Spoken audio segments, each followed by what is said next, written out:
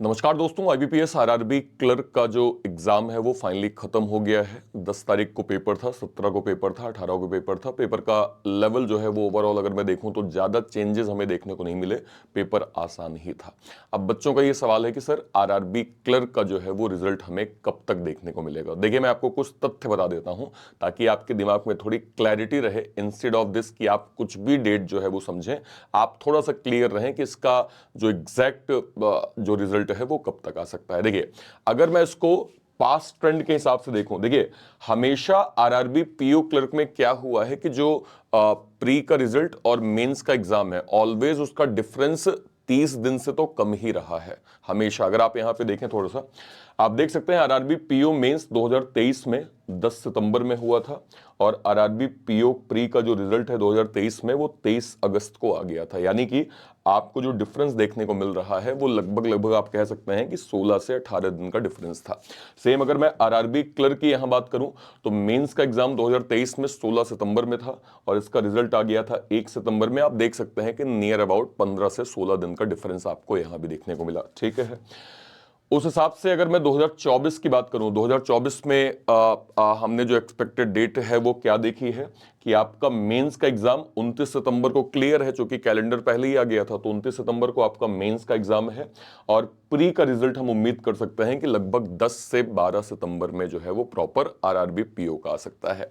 अगर मैं RRB clerk की बात करूं तो 6 अक्टूबर को आपका मेंस का एग्जाम यहां पे लगा हुआ है। उस हिसाब से हम बहुत क्लियर कह सकते हैं कि 17 से 20 सितंबर के आसपास जो है वो आपका प्री का रिजल्ट प्रॉपर आ जाएगा। तो ये एग्जैक्ट सिनेरियो है जो मैंने आपको पास्ट ट्रेंड के हिसाब से बता दिया। बट सबसे इंपॉर्टेंट चीज ये है कि आप जो है वो बिल्कुल रिजल्ट का वेट मत करिए, क्योंकि टाइम हमारे पास नहीं है।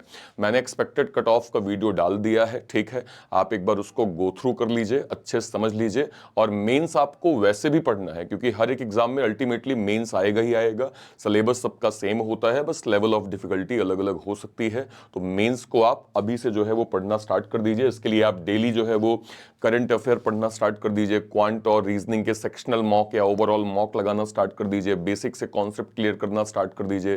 प्रीलिम्स का जो आपका टाइम शेड्यूल चल रहा है वो तो ठीक है, लेकिन साथ में मेंस का भी टाइम शेड्यूल बना लीजिए। तो इस तरह से क्या होगा, आप चीजों को अच्छे से बैलेंस कर पाएंगे, राइट। ठीक है, और जब मैं कहता हूं मेंस पढ़ने के लिए, जब मैं कहता हूं मॉक टेस्ट देने के लिए, तो उसके लिए मैं आपको एक सिंपल सॉल्यूशन ये दूंगा कि आप जब सेक्शनल मॉक यहां पे दे रहे हैं तो मेक श्योर आप यहां पे ये करिए कि आप जो है वो कंप्लीट, है ना, अगर आप टाइम बाउंडेड मैनर में मॉक टेस्ट दे रहे हैं तो इससे अच्छा कुछ है नहीं। ठीक है, यहां पे आपको सेक्शनल मॉक भी मिल जाएगा ऑल इन वन पास में, और कंप्लीट आपको मॉक भी मिल जाएगा, इवन अलग अलग एग्जाम्स के भी मॉक आपको मिल जाएंगे। तो जिनने मॉक जो दे रहे हैं बहुत अच्छी बात है, कोई दिक्कत नहीं, पर जो नहीं दे रहे हैं वो यहां से ऑल इन वन जो है वो मॉक जरूर अवेल कर लीजिएगा, ये आपके लिए काफी फायदेमंद होगा। अपार्ट फ्रॉम दिस, चूंकि आने वाले एग्जाम्स भी आपके सामने हैं, उसको भी एक बार डिस्कस कर लेते हैं। जैसे हमने एक आईबीपीएस पीओ का बैच लॉन्च किया है, मेंस का बैच है, इसके अलावा आरबीआई ग्रेड बी का बैच है और एसबीआई पीओ का भी बैच हमने लॉन्च किया है। ये सारे बैचेस आपको बैंक महापैक के अंदर मिल जाएंगे, जिसकी एक साल की जो फीस है वो 2799 रखी गई है।